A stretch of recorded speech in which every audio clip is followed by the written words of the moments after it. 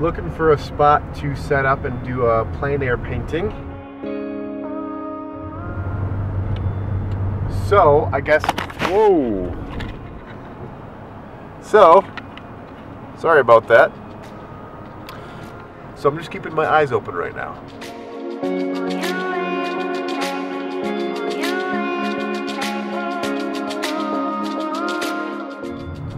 I did a plein air here actually at one point last year. You can see I set up right here on the side of the road, and I painted that tree over there, which I still love the composition.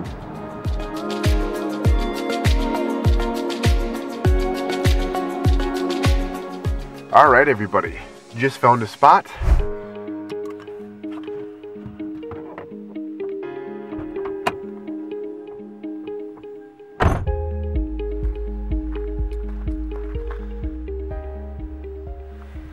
So if you're wondering why I have long sleeves on a hot summer day like today, it's because the bugs are really bad this year, especially the gnats. So got some bug spray. I'm going to put some of that on, and hopefully the bugs won't be too bad here. Let's get this on.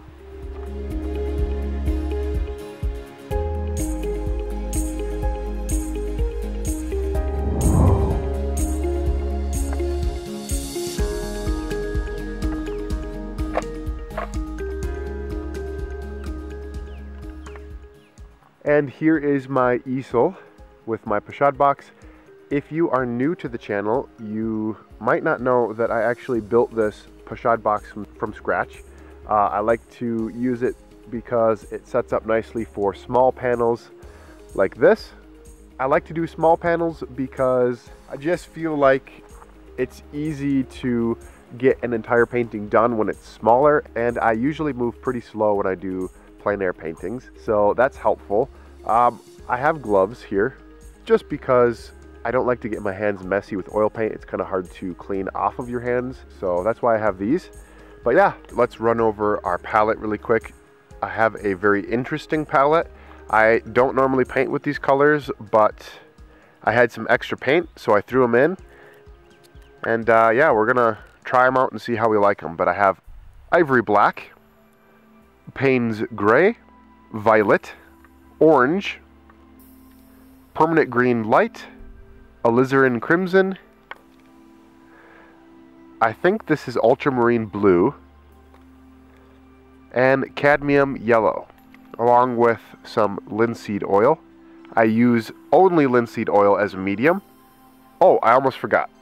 I do have a big slab of titanium white. This is my most important paint, so that's why I have a big tube of it. All right, let's get started. I think I actually want to paint this road here kind of as the focal point. I like the colors, I like the shadows, I like the highlight right up there. So I think we're gonna actually go with that. Sometimes you can take your hand like this if you don't have a view catcher, which I don't, and you make the dimensions of your panel, and you can just kind of fit in your composition of what you want.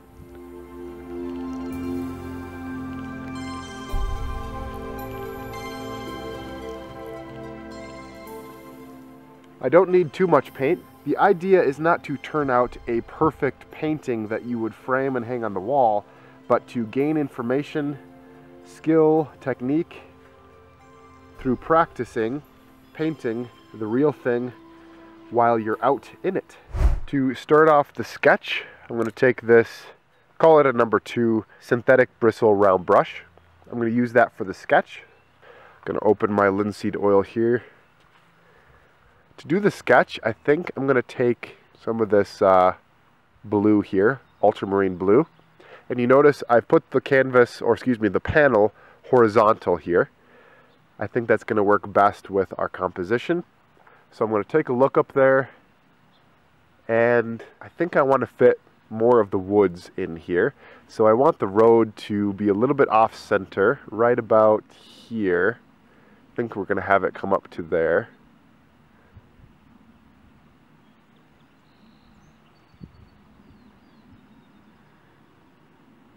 Something like that. You know what? I think I put the horizon line a little bit too high here. So I'm going to drop everything a little bit. Okay. We got those hills back there. Ooh, I love the way the sunlight is hitting them right now. Wow, I just love the lighting right now over there in those hills. Look at that. That's so cool.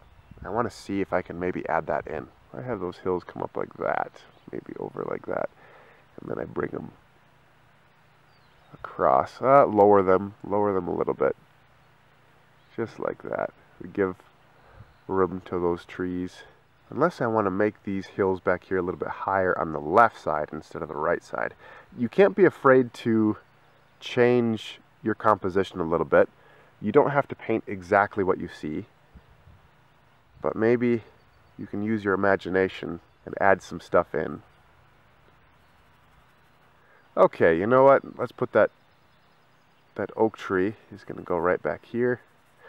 I like the depth in this composition. It's going to be an oak tree coming up there, and then we have another oak tree coming up just like this. A nice big thick one, and it's got a cool little branch coming up right like that. And then it's pretty dark back there, which is cool. I like this. I like this a lot. Now, don't be daunted by the fact that it's really hard to tell what's going on here. The sketch is not supposed to look pretty. Like I always say, it doesn't have to anyway. You can make it look pretty if you want, but all this is going to get painted over, so it doesn't really matter. So long as you know where to put things, that's all that matters. So we're going to start with the sky, because that is what is furthest away in our composition, and then we're going to work our way forward. So I'm going to grab some of this blue, some of this titanium white. I'm going to need to add linseed oil because the paint is kind of acting a little bit dry right now. And it's going to be very light, so make sure to get a lot of titanium white in there. Just blue and white for now. And we're just going to put it up there. Remember, your plein air painting can just be a study painting. You don't have to have it look perfect. I'm doing this particular one mainly because I want to try out techniques that I've been learning. I want to practice, and I kind of just want to learn how to do things. And plein air painting is a great way to practically learn. So I'm not pressuring myself to get this to look perfect. In fact, part of the way that I help myself get into that mindset is I actually prepare a board to paint on that really isn't that nice. You can see it's a little bit rough on the edges there. I cut this piece of wood out and I gessoed it, but it isn't totally perfect. I just want something to practice on. And I often do end up, when I'm finished, loving the rough look of my plein air paintings, and it has a nice rustic quality to it that reminds me of being out here doing it.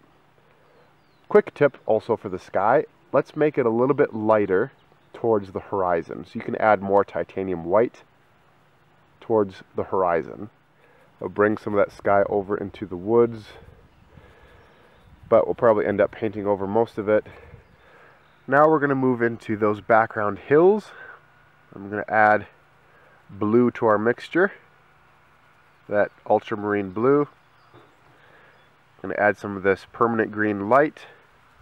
Get a nice, cheerful, light, cool green color here.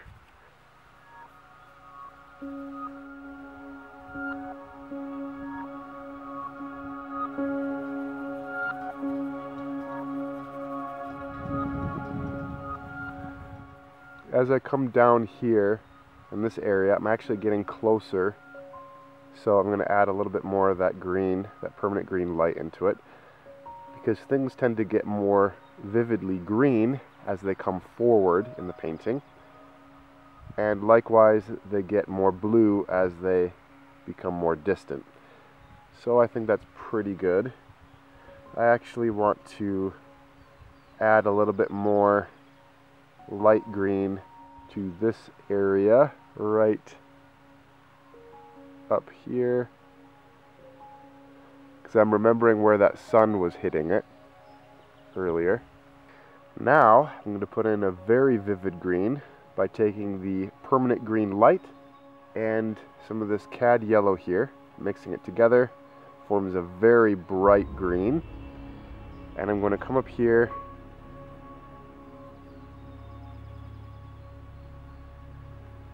and start to fill in this area, which is the next zone of depth, the side of the road.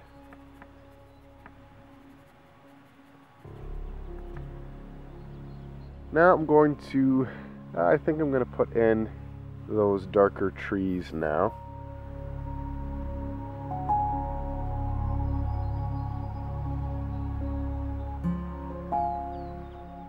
I'm putting in a very dark green into this area because I can tell that the values are much lower in this portion of the composition. A good way to be able to tell your values by looking at the scene in front of you is to just squint your eyes and think only about lights and darks. You'll be able to tell your values much easier that way. So right now, just painting a nice little dark backdrop for the forest in this area, which is interesting because this tree is darker than the background of this part of the woods, whereas it's the opposite here. This tree is lighter than the background of the forest here. So I'm going to have to try to juggle that. I think it's very easy to become too precious with your painting, especially your plein air paintings, and that can kind of stunt your ability to get the most out of your plein air experience. But if you just kind of think, I'm just going to go for it and not try to make it too perfect, and you just want to get in there, get your feet wet, and try it out, I think you'll free yourself up to be able to just get a better result and a better experience out of it. Okay, right here, I'm going to put in some highlights because the sun is hitting this area right here. And now I get to put in the road. And for the shadows, I think I'm going to use Payne's Gray and Ultramarine Blue, maybe a little bit of this violet. And also, I think I'm going to add in a little bit of the alizarin crimson. We'll just try this out. And just like that, I lost my shadows up there because a cloud just went in front of the sun. But I think I remember it well enough to be able to tell. That's pretty dark. I'm going to lighten it up a little bit.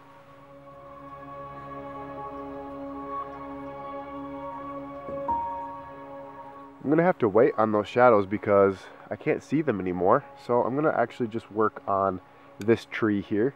And I can see it is a brown gray. And a way that I can get that color is to mix orange with violet and also add titanium white to the mixture, because titanium white will desaturate whatever color you're putting it into, as well as raise the value.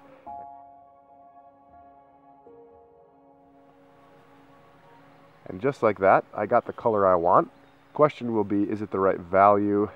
So I'm going to put it in. Obviously, it's subject to change.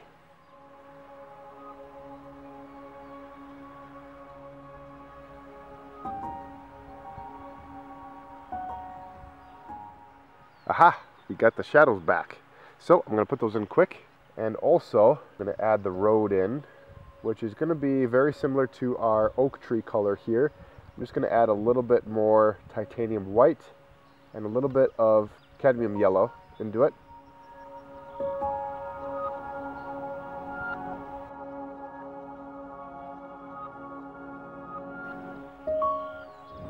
I think I actually want to move this side of the road over a little bit more and have it a little bit more dominant in the composition. So unfortunately, I'm going to have to just move everything over a little bit.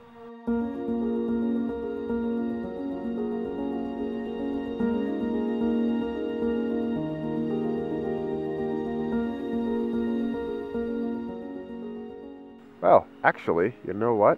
There is darker foliage on the other side of this tree, and I think that'll help close it in. All right.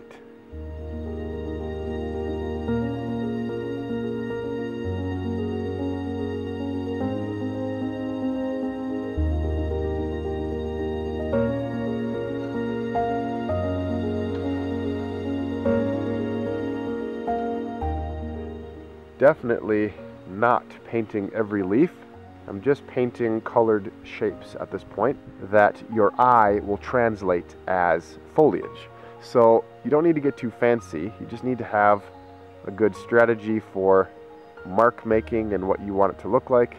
That's really all there is to it. Okay, I think I want to actually drop the value now that I can see everything a little bit clearer of these background hills here.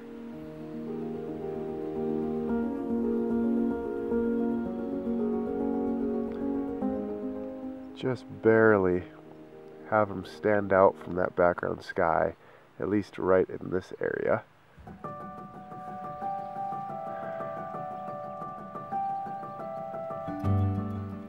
And now I'm going to finish up the block in by putting in those shadows. And I just want a dark gray actually, so I'm going to take the Payne's gray and just use that for now. Add a little bit of alizarin crimson to it, some of that orange and violet brown that we mixed. This is probably going to be a little bit too dark, so I'm going to add some titanium white to lift the value and try this out for the shadows. Yep, that's good. I like that.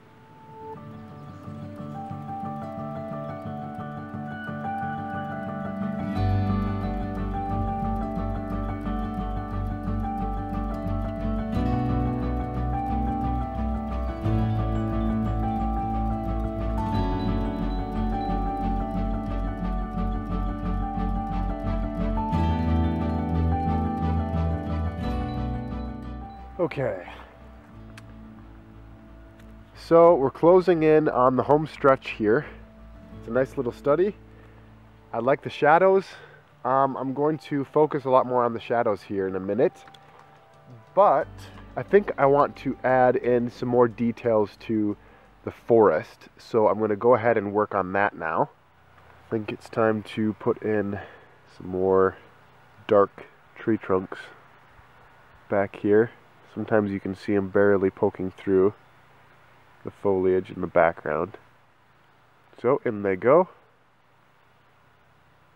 And also, as I start to darken this area up, I actually do notice that there's an area back there that has a sunlit glow, and it's exposing some very faint silhouettes of trees. So I'm going to just lightly add some cad yellow back here. I also want to add in some shadows behind this.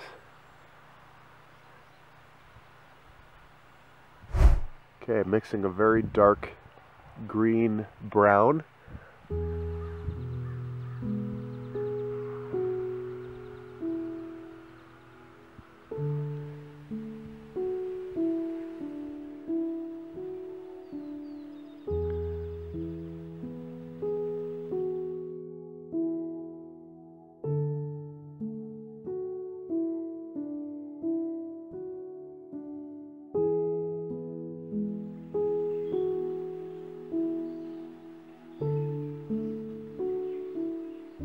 So I'm going to add some highlights right in here, I think. And now I think I'm going to take some of our dark green again, add some more of that permanent green light into it. And I'm going to put some leaves over here.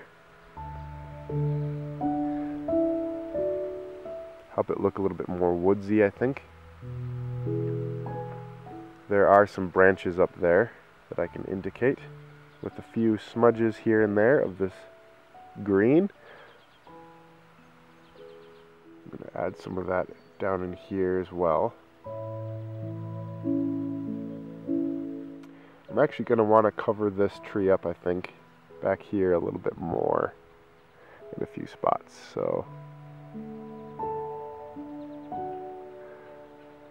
there we go.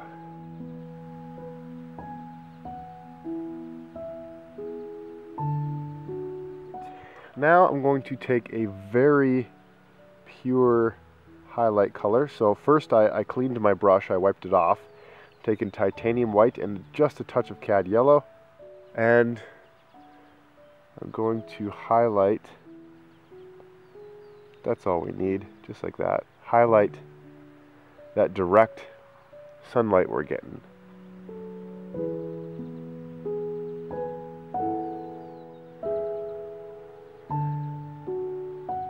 So bright. There we go, that's really helping it stand out.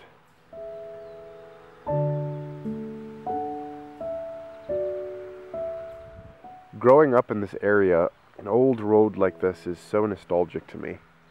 So I'm going to mix a little bit of our ivory black into some of that ultramarine blue.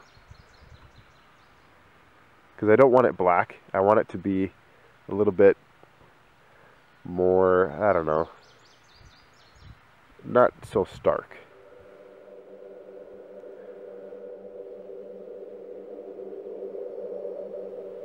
Put this old cracked rubble in there. And you know what? There's even a fence over there on the left. So I'm going to put that fence in here. So we're going to mix up a brown here. So these three colors make brown. I'm going to use that for the fence posts. But I'm going to keep it dark. I think this is good right here. Now I'm going to put in those fence posts.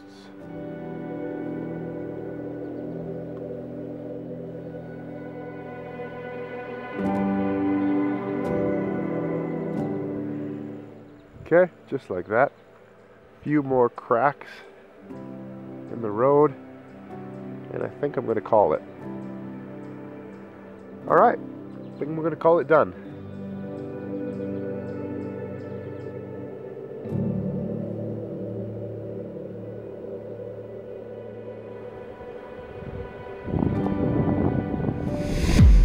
Alright everybody, that is going to do it for this video. Thank you so much for watching. I appreciate your comments and your thumbs up. Yeah, consider subscribing if you haven't already. And hopefully this video will inspire you to get out and sling some paint onto a canvas or panel, whatever you like working on. Just to get inspired, learn a few things, practice, and enjoy the great outdoors. Catch you guys in the next video, and until then, God bless y'all. We'll see you later.